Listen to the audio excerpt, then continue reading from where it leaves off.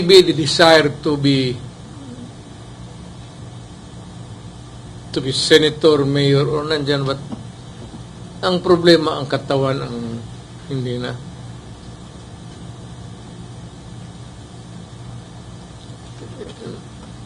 May trabaho kasi yan eh.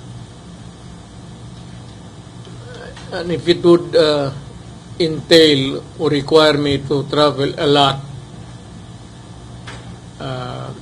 physical movement, mukhang hindi ko lang. May ano kasi ako, may imbalance.